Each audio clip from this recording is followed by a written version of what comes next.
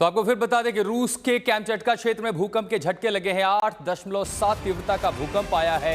ये सुदूर पूर्वी इलाका है, प्रशांत महासागर की तरफ खुलता है और भूकंप के बाद वहां सुनामी की चेतावनी जारी कर दी गई है। अब वहां से तस्वीरें भी सामने आने लगी हैं। रूस के साथ साथ जापान में भी सुनामी का अलर्ट जारी किया गया। कई सारे इलाकों में इवैक्यूएशन ऑर्डर जारी किए गए हैं और जो इलाके प्रभावित हुए हैं उसमें हवाई का भी इलाका है। 8.7 रिक्टर। विशेषज्ञ मानते हैं कि इस तरह का भूकंप जिसने इस इलाके को प्रभावित किया है ये 10 साल में नहीं बल्कि 100 सालों का हो सकता है। संभवतः सदी का पहला सबसे बड़ा भूकंप हो। तो सेवेरो कुर्लिस्क रीजन है, सबसे ज्यादा जो प्रभाव अभी जो जानकारी आ रही है वो है कुर्ली आइलैंड। इस आइलैंड के आसपास सबसे ज्यादा तबाही, क्योंकि यहां पर सामान्य तौर पर उठने वाली लहरों से भी 3 मीटर ऊंची लहरें उठ रही हैं। कुरिल आइलैंड दरअसल ये चेन है पूरे आइलैंड का, जिस पर रूस और जापान दोनों ही अपना दावा करते हैं। मिलिट्री डिस्प्यूट भी है यहां को लेकर के। और अब इस इलाके में जिस तरह का अलर्ट आया है उसके साथ ऐसा लग रहा है कि मानिए कि जापान और रूस का ये पूरा इलाका, यहां पर लगभग आधे घंटे पहले से वहां पर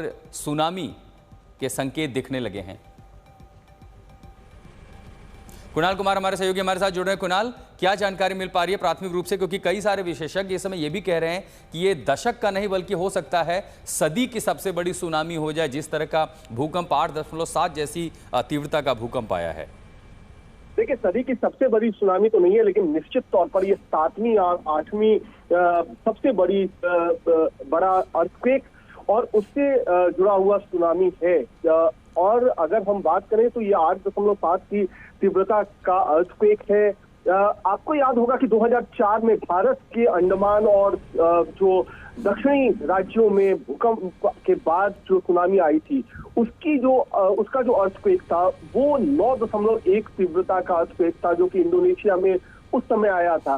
तो ये उससे थोड़ा छोटा सा अर्थक्वेक तो है, लेकिन सुनामी की जो वार्निंग है वो कई सारे इलाकों में दे दी गई है।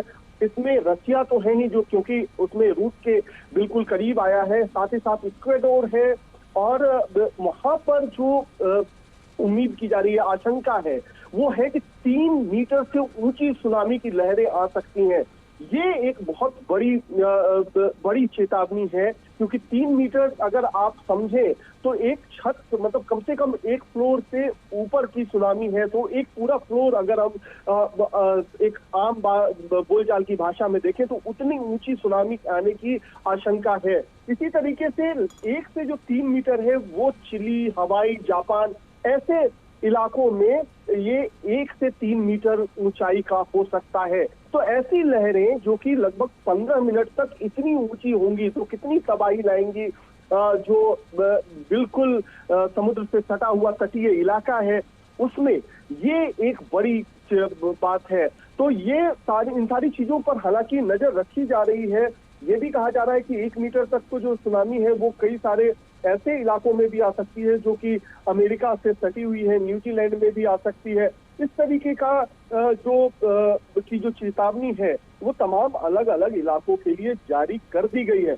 लेकिन निश्चित तौर पर जो सबसे बड़ा खतरा है वो इक्वेडोर के लिए है और रूस के लिए है, जहां पर जो रूस का पूर्वी इलाका है वहां पर सबसे ज्यादा इसकी तीव्रता तेज हो सकती है।